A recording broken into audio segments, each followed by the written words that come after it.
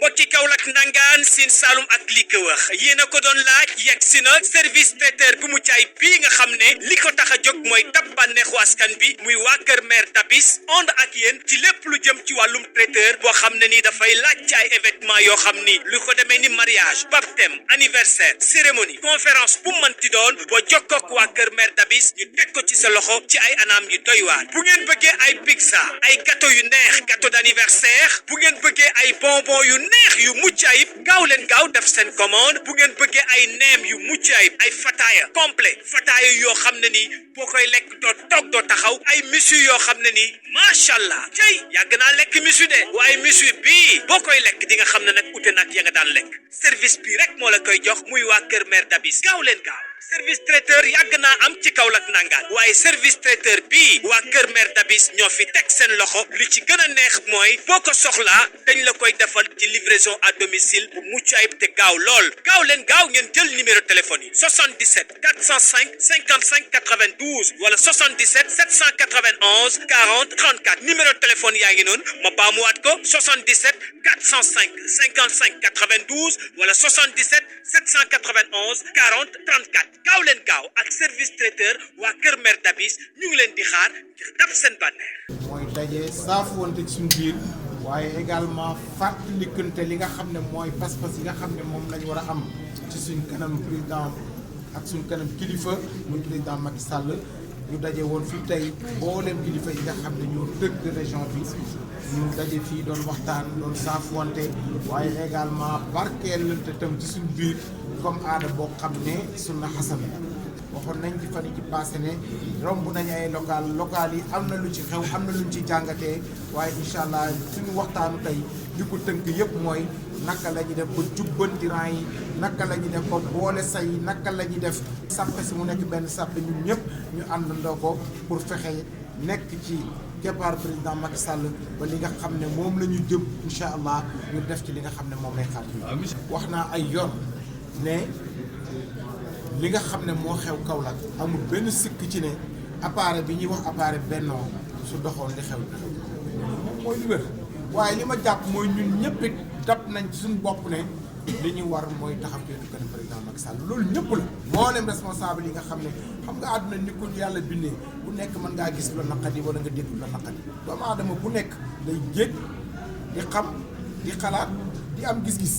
waaye yooyu yëpp tey fi ñu toll mooy ne ñun ñëpp tey ñi ngi taxaw ci benn sàppe pour fexe ba incha allah li président bëgg ci département bi bëgg ko ci région bi ñu defal ko. xañ na am na ay benn yu nekk ci biir parti yoo xam ne ñoom itam comme ni parti yëpp amee ay jafe-jafe waaye yooyu yëpp incha allah liñ nas fii mooy ne danañ dox ba ñëpp ñu boolewaat famille yëpp ñi nga xam ne famille socialiste lañ ñu fexe ñu bool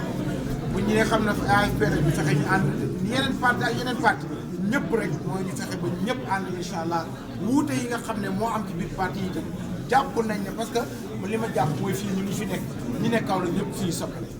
amu ci kenn xañ na élection xat na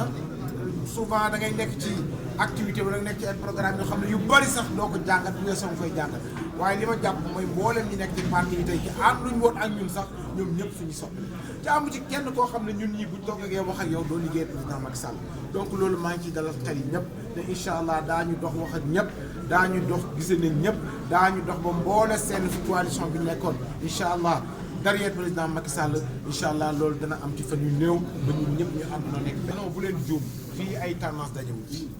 bu leen juum fii région bi maire yi nga xam ne ñoo nekk ci région bi ñoo fi nekk fii benn tendance dajewul fii maire yi ñoo fi daje président conseil départemental. est-ce que maire yëpp ñëw nañ. dafa laaj fii maire bu fi nekkul ca bokk ci coalition bi rek sa premier adjoint ñu ngi fi ku fi nekkul rek ñu ëpp ñu nekk étranger ca nekkuñu fi ñu ngi fi seen premier responsable adjoint yi ñu ngi fi donc fii région de Kaolack maire yi fi nekk te nekk benn yéen xam ngeen amuñ problème boobu non benn problème responsable yi ngeen di wax it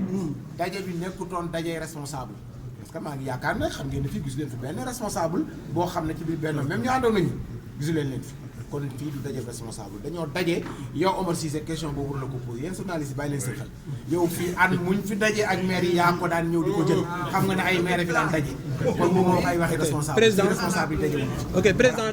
teewaayu maire yooyu noonu lan moo ko sabab lan moo ne ci ginnaaw ndax dañ lay xaarandi pour nga nekk tête de liste ci législative non ñun am tête de liste ñu Macky Sall mooy suñu tête de liste ñun amuñ tête de liste pour mu leer Macky Sall mooy suñu tête de liste li ñu waxoon moom la ñuy waxaat bu ne picc la ñu ne picc la bu ne guy la ñu ne guy la ñun foofu lañ tawlu amuñ candidat lañ ñu waxoon te maire yi te avant maire yi loolu la ñuy waxaat tey ñun amuñ candidat toujours Macky Sall moo ñuy wax nañu kii la wala kaa la ku mu wax ne moom la rek jarul muy seeti kenn bu xëyee rek gis ñu ñëpp ñu taxaw bu dugg na ko ñëw ñu dem ku mu wax ne moom la rek Monsieur Papa Mademba Bitèye, vous êtes le directeur général de la Sénélec, responsable politique de l'Alliance pour la République et leader de CREM, Kaolack sur les rampes de l'émergence. Aujourd'hui, vous êtes là avec Monsieur le ministre conseiller Mondiaï Rahman et le président du conseil départemental et d'autres édiles de communes et responsables politiques de l'Alliance pour la République. Voulez-vous revenir sur la quintessence d'une telle rencontre? Oui, cette rencontre vise un double objectif. Le premier, c'est d'abord réunir l'unité présidentielle qui veut dire l'APR, la coalition belge, mais également l'ensemble des partis qui soutiennent son Excellence, Monsieur le Président de la République. Et ce que nous visons, c'est d'abord parler entre nous, remobiliser, mais surtout se dire les vérités et traduire les aspirations profondes des populations de la région de Kaolack. Ces aspirations qui tournent autour de la stabilité. Comme vous le savez, les Sénégalais aiment la stabilité. Les Sénégalais aiment la paix. Les Sénégalais aiment la concorde. Les Sénégalais évitent la division. Comme vous le savez, nous sommes au mois de Ramadan, qui est un mois de pardon, qui est un mois de partage. C'est pour cela que nous saluons cette initiative qui est là de se regrouper, de se dire voilà comment nous avons abordé tout ce qui s'est passé jusque-là, mais voilà également comment nous allons aborder ce qui va venir et surtout comment nous allons nous adresser à ces populations qui ont soif de paix, qui ont soif de stabilité, mais surtout qui veulent croire au développement du Sénégal et à la stabilité du Sénégal. Parce qu'après ces locales, comme vous le savez, toutes les sensibilités se sont réunies autour du président de la République. Et aujourd'hui, si vous regardez au niveau de la salle, tous les maires qui sont présents, toutes sensibilités confondues, je pense que c'est de l'arithmétique que vous pouvez vous rendre compte que si on regarde cet ensemble présent, si on regarde la détermination des uns et des autres, et si on regarde également les scores qui ont été obtenus, on se rend compte que les statistiques sont là. Mais à l'unanimité, nous avons dit que nous n'allons pas nous contenter des statistiques. Nous n'allons pas dormir sur nos lauriers. Et si vous regardez aujourd'hui, chaque maire, chaque représentant de maire, chaque participant à cette réunion est déterminé, avec modestie, avec humilité, pour retourner au niveau de ces populations. Le Sénégal a amorcé un axe pour lequel il faut de l'expérience, il faut de la générosité, mais il faut surtout de la compétence pour continuer le travail là. Et ça, je pense que les populations ont suffisamment compris que c'est nécessaire de donner une majorité à l'Assemblée nationale, à son Excellence, Monsieur le Président de la République, pour lui permettre de continuer le travail. Et justement, en politique, la soustraction porte préjudice à une organisation politique. On parle d'addition. Au moment où je vous parle, il y a des alliés ou des frustrés, entre guillemets, qui, en tout cas, ne se sont pas sentis au sein de votre organisation politique. Monsieur le ministre l'a dit tout à l'heure. Comment comptez-vous aller effectivement chercher ou bien recueillir ces mêmes personnes qui sont parties et qui ne sont plus revenues? Mais je pense qu'à l'épreuve de la vérité, il n'y en a pas beaucoup. Hein. La preuve palpable est là, avec notre camarade, le président du conseil départemental, Youssouf Benjeloul. Ce qu'il y a eu, c'est que c'était la famille et chacun était rentré dans une chambre. Maintenant que le père de famille a appelé, tout le monde va se retrouver au niveau de la cour, recevoir les instructions et y aller. Et pour répondre simplement à votre question, c'est que c'est facile parce que c'est le président de la République lui-même qui a appelé. Et comme nous nous identifions tous à Monsieur le Président, lorsqu'il a appelé, il n'y a pas eu de difficulté. Maintenant, nous n'aurons pas de difficulté, nous n'aurons pas de problème à aller voir toutes ces personnes-là dans chaque localité, à l'image des cercles concentriques, chacun dans sa zone, chacun dans son quartier, chacun dans sa commune et dans chaque département pour nous parler. Donc nous devons oublier nos personnes, nos égos et travailler pour le Sénégal. Je pense que l'essentiel a été dit. Donc si vous avez des questions, je peux répondre à celles à vos questions. Mais tout a été dit, hein, tout a été bien dit, aussi bien en Wolof qu'en français. Gondia Rahman a bien résumé l'objet de la rencontre aujourd'hui en Wolof. Ce qu'a fait notre camarade également en français, M. Pape Demobité, M. le directeur général Pape Demobité. Donc je n'ai rien d'autre à ajouter, sinon demander l'union des cœurs. Je veux que tous les militants du président de la République se trouvant dans la région de Kaolack se donnent la main dans la main, et Inch'Allah, pour lui assurer une victoire éclatante le soir du 31 juillet 2022. ci Wolof lu may wax rek mooy ñun ñëpp ñi nga xam ne ci njabootu président lañ bokk ci région Kaolack rawatina ci département bi nga xam ne man maay président conseil départemental bi maa ngi leen woo ñun ñëpp nañ booloo joxante loxo ngir ñu assurer président de la République une majorité confortable incha allahu rabbi le 31 juillet 2022 nañ booloo xol yi nekk benn bokk bëgg yi nekk benn muy lan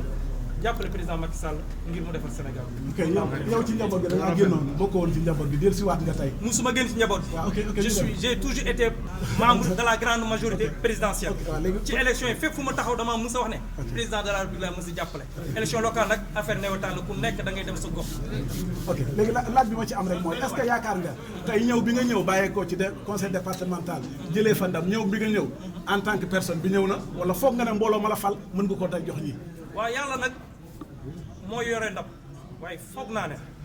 man ñi ma gëm nañ ma te su ma jógee fu ma joxe rek ñoom ñu topp incha allah te politicien addition la comme te ne nag mosuma fee génn waaye je suis venu bonifié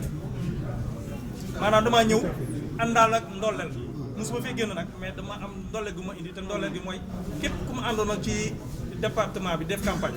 te xam ne kenn jàppale wu ma ci nag département bi yow xam nga ci leer maa génn di campagne ñooñu ñëpp incha allah rabi dinañ ànd renforcer la grande majorité présidentielle. tey nag son frère Pape Demba Bitèye di directeur général de la Sénélec ñëw fekk si ko si loolu boole seen i doole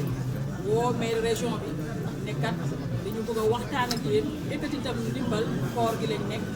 amuñu sens bu gisee booba léegi ñu baaluwante ak jël tam ndimbal boobu jëmbal ko li nga xam ne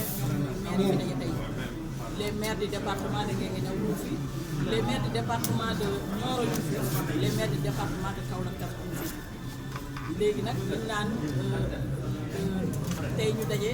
muy weeri koor ñu def loolu tey yàlla ñu profité waale si profité aussi parce que ñu ngi jëm ci ay échéances yi ñu jëm muy élection législative may lancer un appel nag à la jeunesse d'abord cette jeunesse ñu xam ne enjeu yi ñu jëm ci élection législative yi enjeu yi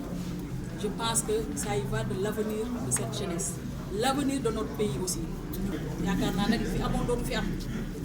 wax naa ko keroog aw ma sens ñu tegagum ko ñu déglu ko li amoon élection locale yi dootu fi am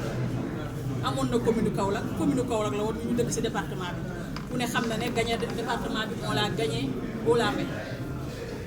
kon li amoon dootu fi am xam nga tam wax le président du conseil départemental ci commune Kaolack la dëkk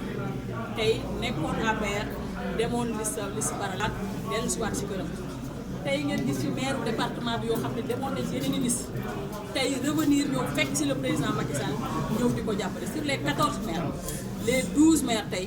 ñu ngi ak la coalition Benno Bokk Yaakaar te nekkuñu fi rek ñoom kese seen i bopp dañ fi nekk ak askan bi topp si ñoom nekk fi tamit ak maire yi fi nekkoon dans la coalition Benno Bokk Yaakaar ñëw dollee ko si loolu kon muy majorité boo xam ne waxuma une majorité écrasante mais plus qu'une majorité écrasante lay doon dans le département de Kaolack dans la région de Kaolack tamit ba tey bu mairie ñëwee nga ne naa jël buñ ne chambre de commerce nga ne naa jël buñ ne port de Kaolack nga ne président jox ma buñ ne usine nga ne président jox ma waaye nag nañu xam ne nag ndawu Kaolack dañu soxla ñu leen dimbale ndawu Kaolack nag soxlawuñu ñoo xam ne dañ fi nekk askan bi jëriñoo askan bi pas ñu jëriñoo askan bi man nag li may wax kenn xamee mu wax ju bëri du ma wax ci rajo tout le temps waaye nag damay wax parce que ci département bi lañ tëdd du ñu nangu kenn dootu victimisé wu taxaw di victimisé wu foo toll ci presse bi pour ne askanu Kaolack nañ la fal loolu jeex na di wax ñooñu nag man damay wax askanu Kaolack que ne fii ñu jëm xam nga am na ñoo xam ne wuy ji woon nañ le président Macky Sall ba wax ko ne ko yow la ñu àndal génn naan nañ taxaw fee ne ñoom dañuy dem élection léegi dañuy laaj ñooñu li ñu wax ak président Macky Sall nañ ko wax askanu Kaolack parce que yow boo ne gisee nga ak président Macky Sall moto pour sax 1 mois nga ne li mu waxoon def ko da nga yàkkamti ba tax nga génn waaye yow est-ce que intérêt Kaolack nga ko wax intérêt Kaolack kenn mënu koo régler ci benn weer intérêt Kaolack kenn mënu koo régler ci 6 mois intérêt askanu Kaolack ak li askanu soxla Kaolack askanu Kaolack soxla du 6 mois lañ koy régler kon war nañ koo poser la question yéen la journaliste nag yéen lay lancer un appel sur loolu boo leen ko waxtee micro ngeen laaj ko ki may wax mooy le maire de Kaolack ma ragal lu may wax parce que du moment que daf ñu déclarer la guerre nee na président day indiwaat day jël ñëw fi nekkoon ñoom la fi tegaat moo tax day ñëw toog waaye dañ ko wax nag ndax ñun doomu Saalum lañ wala duñ doomu Saalum. mais par la même occasion ñu poser la benn question gis nga wax naa ko léegi. kii da ngeen enseignant yi. élection jeunesse ak jigéen ñoo koy gagné. ndax yeewu ngeen bu baax doxaat fas yéene jox jigéen ñi la ñu moom ak jeunesse bi la ñu moom ci seen biir parti su ngeen bëggee gagné dëgg. xam nga man mi ngay waxal jeunesse ngay waxal jeune ngay waxal benn de deux ngay wax ak jigéen kon foog naa ne résoudre nga question boobu tontu nga sa bopp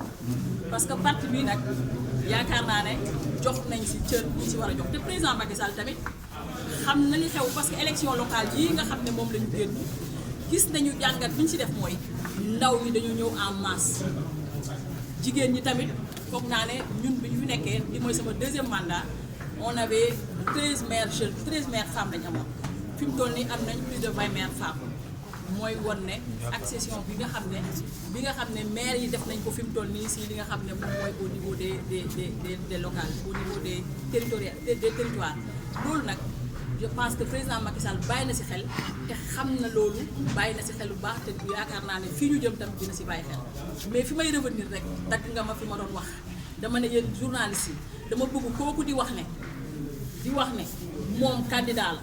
président Macky Sall lam ko waxoon def ko dama bëgg ngeen laaj ko lam ko président wax na ko wax waa Kaolack yi parce que soxla nag kenn mënu koo régler ci 1 mois kon nag loolu laa bëgg te di ko waxaat nag ne ñun ñii di politique fii dëkk Kaolack ay doomu Kaolack lañ ay doomu Saalum lañ juddoo Saalum yaroo fi di fi def lu baax nag di xeex nag intérêt suñu askan bu ñu ko waree xeex di topp nag l'intérêt général bu ñu ko waree topp te fi mu toll nag ci intérêt général lañ nekk war koo topp muy ne intérêt général mooy fexe ba le président Macky Sall am une majorité écrasante au niveau de l'Assemblée nationale parce que tey ñi fi nekk li ñuy xeex mooy jël askan bi en otage tey jël ko di ko dóoree ko pouvoir kenn du defati dara te gis nañ li président Macky Sall def wàllu réalisation ñun Kaolack gis nañ ko le directeur Sénélec et là dama ne woon même bu ñu defal doon dara man dama naan fierté la le fait que ñu ne directeur général Sénélec Kaolack la def politique nag terrain laa si xam bu waa xeex waree ma xeex si terrain bi du ma xeex dóorante nag du ma saagante du ma xastante mais xam naa ni ñu koy defee li ma leen di wax nag mooy que ne nag kooku nag dañ koy wax ne le maire de Kaolack que ne pare nañ di ko xaar ndax doomu Kaolack am nañu droit laaj baatu askan bi ndax moom moo war taxaw rek di victimiser wu pour ñu jox ko nguur victimisation nag foog naa du fal kenn def na ko ba falu local nag foog moom falu législatif ak loolu bi mujj 5 milliards moo yëkkati CCBM mooy nañ ko dimbale pour mu lever fonds ku ko lever fonds pour 5 milliards CCBM jógaat waaw xanaa bon yow da nga doon ut Kaolack jël ko pour mu nekk sa instrument pour que nga développer sa bopp développer sa njaboot te kër ga nga amoon sa bàyyi defoon ko Kaolack muy saxu Kaolack da nga koo jaayoon dem ñibbi génn Kaolack bi ngay ñëwaat la sa moromu bàyyi digal na la demal nga jëndaat seen kër ga kër gii mu dëkkaat di kër baayam daf ko jëndaat waaye jaayoon na ko bugg ay intérêt Kaolack ba mu buggee jël chambre de commerce Kaolack amu fi makkaan la ñëwaat forcé kam jaayoon kër gi jëndaat kër baayam cela veut dire que bu mu utiliser mairie bi stade municipal amu fi Mariama Sarr ko commencé woon arrêté na ko nee na xaalis ba la ca des dafa am fu mu koy dugal ci poche arrêté wul chantier bi nekkoon ci biir mairie bi mairie bi xat na ñooy dañuy tabaxaat beneen bâtiment pour yokk mairie bi mu arrêté ko mu ne xaalis ba ca des daf koy dugalaat ci poche parce que am na leen lu ci bëgg a def marché bi ñu doon bale barki dem mais Macky Sall moo teg instrument bi tax bi ko doon bale mairie ko war a def ko utiliser instrument nguur gi pour bale marché bi wan waa Kaolack ne man maa ko def c'est le président de la République IC mooy ICG donc su ma la ñuy bale marché bi Sénégalais yi ak Kaolack koy xam nañ ko donc nit ñi ne ulli seen bët yi xam ne nit du la nax ëmbal la di la naxaat pour nga nef benn selum loolu la xam moo tax mu génn ci ron set wecc ne ko man gëwma la ànduma ak yow man Macky Sall laa gëm Macky Sall laa àndal moom laa mos a àndal damay dem ca nawle ya nekk ca Macky Sall ma nekkoon fa te mosuma faa jóge xeex ba am li ma amee waaye léegi nag dafa bëgg doom yi ñu doon jàppale cadre yi ñu doon jàppale ñu baleen fa nommé ko moom ministre conseil Baye Modou Ndiaye loolu la bëggoon dafa bëgg léegi ñu nommé ko moom ministre ak directeur bàyyi benn jalum loolu la bëgg dafa bëgg ñu bàyyi les jeunes cadres maires yi nekk ci département Kaolack bi département Nioro bi département Nguéniène pour nommé ko moom ay nitam ñoo xam ne keroog ba mu gañee dana leen wax naan ASC lañ defoon kat waaye yëf yi ku nekk mën ngaa dellu ci sa parti cela veut dire que sa bopp nga gëmoon la woon nag woon nekku na ab sàcc dénk nañ ko mairie benn ñu ngi lancé appel les ministres yi nekk ci biir gouvernement bi kum ci neexal di beggal nga ñëw fii pour jël li ñu yore jox ko mu dugg ko ci poosam bi ñun waa Kaolack lañ defanteeg yow bu ma ne ñun waa Kaolack ab région moo fi daje. pétition dana génn fan yu néew pour que cœur de ville bi état bi téyewaatal ko boppam jox ko ña ko war a yore ñu yore ko pour doomi Saalum yi gis ci seen bopp pétition dana am au niveau régional parce que cœur de ville bi pour ñëpp la nañ bàyyi sos yi nañ bàyyi tappale yi nañ bàyyi fen yi nañ bàyyi naa feqi te mu xam ne fa mu daan jaar bu jaaxlee ñoo fi nekk ba léegi bu Pape Demba bi tey nangu woon jox ko marché 10 milliards wala 20 milliards wala 30 milliards ci lu jaarul ci yoon heureusement ba Pape Demba bi tey nekkee nitu dëgg nekk nitu yoon ki nga xam ne bu koy joxe ca la yoonu jaarale fa la koy jaarale waaye bu ko Pape bi nangu woon Serigne Mboup du nekk candidat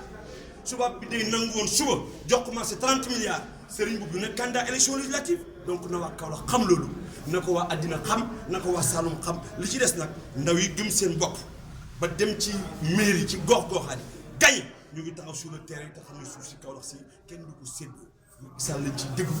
ñu ñëw ak ay projets yu bees après les élections defaatal ñu usine bi jëlaatal ñu cœur de ville jox ko ñi ko moom Sénégal mën a jëm kanam.